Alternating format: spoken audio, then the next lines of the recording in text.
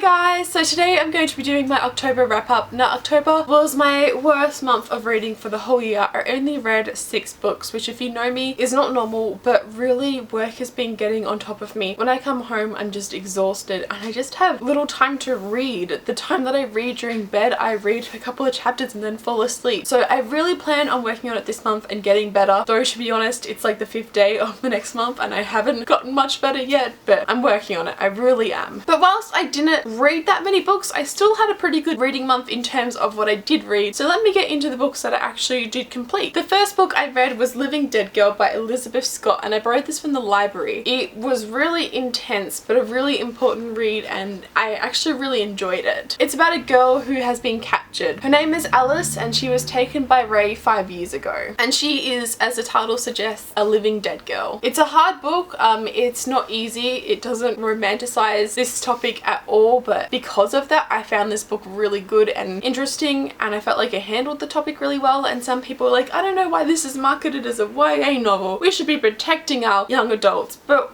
why? We're expected to read about so many other topics, but why not this? This is a harsh reality of the fact that some children and people go through this, and whilst it's not many and whilst it's terrifying and horrible, it's what happens. And I think it's important to be aware of all the good things in the world but also the shitty things in the world. And this was a shitty thing, but it was done really well and I cried at the end of the book and I really enjoyed it. I rated it a 4 stars. The next book I read was Girl in Pieces by Kathleen Klosko, and again this is another and important book to read. This deals with mental health. It's about a girl who cuts herself. Now I have done a review on this, so that will be coming out shortly, so I'm not going to talk too much about my thoughts and feelings on it, but I do think it was an important read, and whilst I had some slight issues with it, overall I did enjoy it and I rated it a 4 out of 5 stars. Then I read Extraordinary Means by Robin Snyder. I actually don't have it here because I borrowed it from the library and I did have to return it. It was about these 2 kids that were sick, and in the world that they were living in, this virus had gone around and the people that got sick were sent to a school so they couldn't contaminate others, and if they managed to get well enough they could go back into society, otherwise they would spend the rest of their life there or die there. And it was about 2 kids and their group of friends, of them trying to figure out what life was and what was important in life whilst dealing with this sickness. And it didn't at once at all romanticize the sickness, it didn't romanticize sick children. It was just a really good book on what makes life special and what's important to other people and what's important of not other people, and about leaving your mark on the world. I really enjoyed it and I rated it a 4 out of 5 stars. After that I read this beautiful book, and again I'm not going to talk too much about it because I've done a book review of it, but it's Replica by Lauren Oliver, and look at it,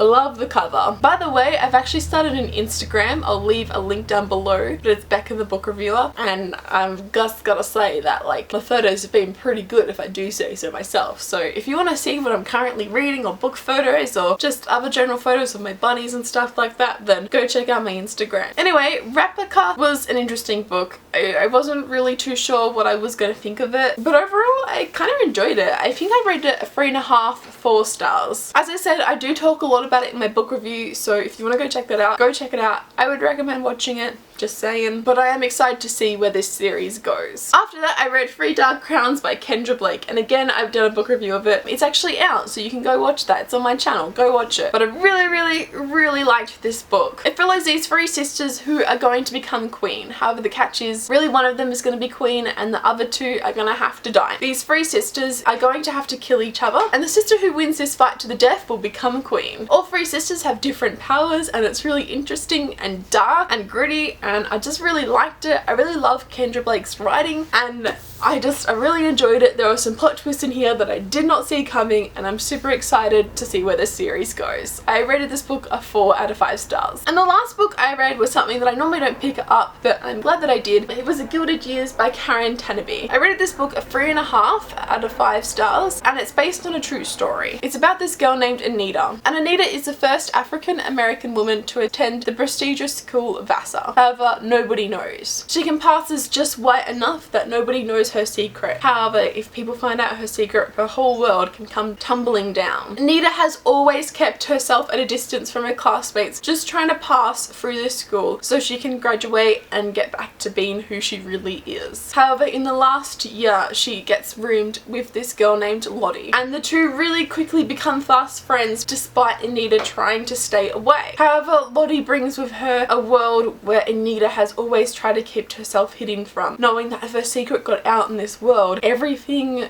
would fall apart. But the deeper and deeper Anita gets into this world, the more she can't pull away. I really enjoyed this book. The fact that it's set on a true story itself was really interesting, and I would highly recommend it. I think it's an important read, and one that we maybe don't think about much anymore, but it still happens. I mean, racism is still a thing today, and that fucking sucks. But it's because of that I think books like these are really important, and I mean, the cover is gorgeous too, so there's that. I really enjoyed it, and I was betrayed by certain characters, and one in particular, and I thought it was just all gonna work out between those two characters, and it never did, and I was like, wow. Sometimes even myself, even though I know what's gonna happen, I'm still trusting enough to think and see the better in people and be like, I mean, surely it didn't happen like that. I mean, something will happen, they didn't mean it, and then nothing happens, and I'm like, wow, so they really were a horrible person. Why is there a needle here? It's a sewing needle here and a bit of thread.